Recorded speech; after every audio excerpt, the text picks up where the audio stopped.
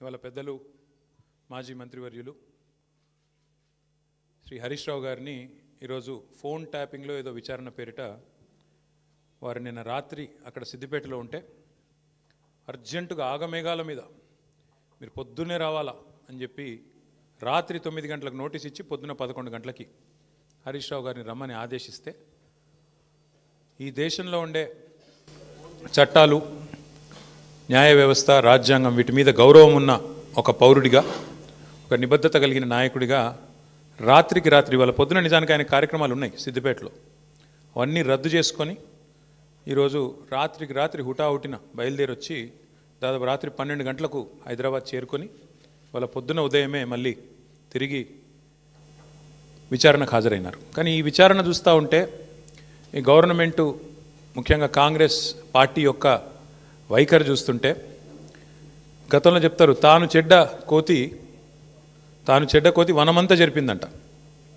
అట్లాగా రేవంత్ రెడ్డి గారు ఆయన గతంలో దరిద్రపు కొట్టు పనులు చేసిండు కాబట్టి, దొంగ పనులు చేసి దొరికిపోయిండు కాబట్టి, డబ్బు సంచులతో దొరికిన దొంగ కాబట్టి అందరూ కూడా అదే బుద్ధులు ఉంటాయి అనుకునే ఒక పద్ధతుల్లో ఆయన వ్యవహారం కనబడతా ఉంది. ఆయన కంటిన బురద అందరికి అంటాలని చెప్పి ఆయన పాపం తాపత్రయపడుతున్నాడు, తహతహలాడుతూ ఉన్నాడు. ఒకటి రేవంత్ రెడ్డి గారికి చెప్తా ఉన్నా, ఇలా జరుగుతున్నది మీకు కూడా చెప్తా ఉన్నా, సిట్టు విచారణ కాదు, ఇది చిట్టి విచారణ.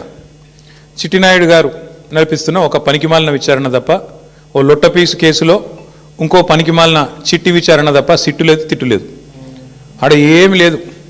2 ఏళ్ల నుంచి బోగస్ కథనాలు, ముఖ్యమంత్రి కార్యాలయంలో వడ్డించి వార్చే పనికిమాలిన స్టోరీలు, ఒక్కటి కూడా రాష్ట్ర ప్రజలకు పనికొచ్చే కథనం లేదు. పనికి మాలిన స్టోరీలతో 2 ఏళ్ళు టైంపాస్ చేస్తూ ఉన్నాడు. నేను అడుగుతా ఉన్నా ఆయనని, రేవంత్ రెడ్డిని, 1 కాదు 2 కాదు, ఇంకో 1000 వేసుకో, నీ సిట్టులు చిట్టీలు ఇంకో 1000 వేసుకో, ఏం ఫరక్ పడదు. మేము మాత్రం నీ కొద్దిగా ఉంటే కొన్ని రోజులు శునకానందం ఉంటుంది, కానీ మేము మాత్రం నేను వదిలిపెట్టం. బీఆర్ఎస్ ఇవాళ తెలంగాణ ప్రజల గొంతుక, ప్రధాన ప్రతిపక్ష పార్టీ. మీరు ఎన్నికల్లో ఆనాడు మమ్మల్ని ఓడించడానికి అడ్డమైన మాటలు చెప్పి, అడ్డగోలు హామీలు ఇచ్చి, అందమైన అబద్ధాలను 6 గ్యారంటీ కార్డుల రూపంలో ప్రచురించి ఆ రోజు ప్రజలను ఏదైతే బురిడి కొట్టించినారో, మేము ప్రజల తరపున గట్టిగా మాట్లాడుతున్నాం అన్నది నీ బాధ. ఇవాళ ఎట్లా ఉన్నదంటే నీ వ్యవహారం రేవంత్ రెడ్డి గారు, అదృష్టం అందలం ఎక్కిస్తే బుద్ధి మాత్రం ఇంకా బురదలనే ఉన్నది రేవంత్ రెడ్డి. రాజకీయంగా ఇంకా కూడా ఆయనకు జ్ఞానం రాలే, ముఖ్యమంత్రి అన్న సోయి లేదు. తెల్లారి లేస్తే కేసీఆర్ గారిని తిట్టడం, మా పార్టీ నాయకులను తిట్టడం, పనికిమాలిన బూతులు మాట్లాడడం, పనికిమాలిన పని చేయడం తప్ప. అందుకే అంటున్నా నేను, అదృష్టం అందలం ఎక్కించిన బుద్ధి మాత్రం బురద బుద్ధే రేవంత్ రెడ్డిది. అందుకే ఈ దిక్కుమాలిన పనులు చేస్తూ ఉన్నాడు. 2 సంవత్సరాల నుంచి సాగదీస్తున్నాడు ఫోన్ ట్యాపింగు.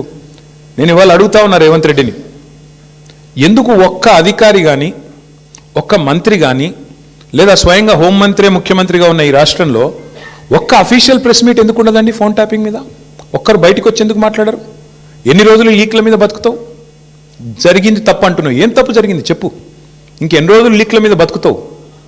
ఎన్ని రోజులు లీకులు ఇచ్చుకుంటా, ఫలానా వల్లదైంది, ఇదైంది, అల్లమైంది, బెల్లమైంది, పనికిమాలిన లీకులు తప్ప ఒక్క అధికారిక ప్రెస్ మీట్ ఈరోజు వరకు ఉందా? సిట్టు కానీ, ఇంకోటి కానీ, లేదా మంత్రులు కానీ, ముఖ్యమంత్రి కానీ ఒక్క మాట అధికారికంగా చెప్పిన పాపన పోయినరా? ఏంది ఫోన్ ట్యాపింగ్? ఎవరి ఫోన్ ట్యాపింగ్? ఎక్కడ ఫోన్ ట్యాపింగ్? ఏం జరిగింది? రాజకీయ వేధింపులకు ఇంకా విచిత్రం ఏంటంటే, హరీష్ రావు గారి మీద కుట్ర, ఎవరో ఒక ఆయన సిద్దిపేటలో ఆయన మీద రాజకీయ ప్రత్యర్థిగా ఉన్న ఆయనతోని కేసు పెట్టించారు. పెట్టిస్తే హరీష్ రావు గారు న్యాయస్థానాన్ని ఆశ్రయించినారు, హైకోర్టు పోయినారు. హైకోర్టు కొట్టేస్తే ముఖ్యమంత్రి గారు ఆయన ఆరాటం ఎట్లాంటిదంటే హరీష్ రావు గారిని జైలుకు పంపాలని సుప్రీంకోర్టుకు పంపించినాడు ఈ కేసును. హైకోర్టు కొట్టిస్తే ప్రభుత్వ పైసలతోని, ప్రభుత్వమే పెద్ద న్యాయవాదులు, గంటకు ₹1 కోటి తీసుకునే న్యాయవాదులను పెట్టి ప్రజల పైసలతోని సుప్రీంకోర్టుకు పోయినాడు. సుప్రీంకోర్టు కూడా కొట్టేసింది. అయినా నీకు సిగ్గు రాలేదా? ఈ కేసులో ఏం లేదు, విచారణార్హం కాదు ఈ కేసు అని, ఈ ఫోన్ ట్యాపింగ్లో పసలేదు హరీష్ రావు గారి మీద అని చెప్పి సుప్రీంకోర్టు కొట్టేసినాక కూడా, సుప్రీంకోర్టు కంటే కూడా నీ సిట్టు నీ చిట్టి పెద్దదా? అసలు ఏమైనా ఇంగితం ఉందా ఈ ముఖ్యమంత్రికి కానీ, ప్రభుత్వానికి కానీ? వాళ్ళ బాధ అంతా ఒకటే. నిన్న ఉదయం హరీష్ రావు గారు డీటెయిల్డ్గా ప్రెస్ మీట్ పెట్టి రేవంత్ రెడ్డి బావమరిది కుంభకోణం బయటపెట్టిండు.